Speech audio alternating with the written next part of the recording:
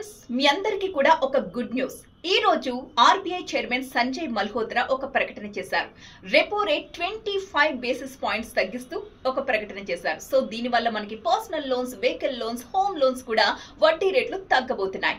And ఈ ప్రకటన చేస్తున్నప్పుడు ఆయన ఒక చిన్న చమత్కారం కూడా చేశారండి. విలేకరి అడిగాడు ఒక ప్రశ్న, భవిష్యత్తులో ఏవైనా వడ్డీ రేట్లు ఇంకా తగ్గే అవకాశం ఉంటుందా అని. దానికి సంజయ్ ఏమన్నారంటే, నేను జస్ట్ సంజయ్ని, మహాభారతంలో సంజయుడిని కాదు, దివ్య దృష్టితో భవిష్యత్తుని చూసి ఎంత తగ్గుతుంది అని చెప్పడానికి అని. దాంతో ఒక్కసారిగా ఆ మీడియా సమావేశంలో నవ్వులు పూచాయి. ఇంతకీ ఎందుకు అంటారా? మీరు భగవద్గీత చదివే ఉంటారు కదా, సంజయ ఉవాచ అని. ఎస్, ఆ సంజయుడు గురించే ఈ సంజయ్ ప్రస్తావించింది. సంజయుడు ఎవరు అంటే ధృతరాష్ట్రుడి దగ్గర రథసారథి, అంతకు మించి ఆయనకి ఆంతరంగికుడు కూడా. ధృతరాష్ట్రుడు అంధుడు అన్న విషయం మనకు తెలిసింది. మరి ఆయన తన రాజ్యంలో ఏం జరుగుతుంది అనేది ఎవరి ద్వారా తెలుసుకునేవాడు? ఈ సంజయుడి ద్వారానే.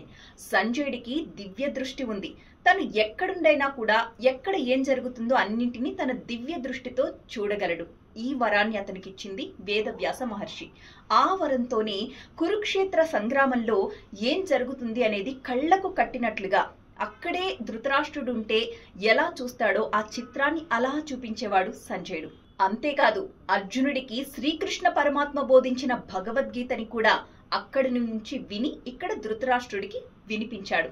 ఆ విధంగానే మనందరికీ కూడా తెలిసిందనుకోండి.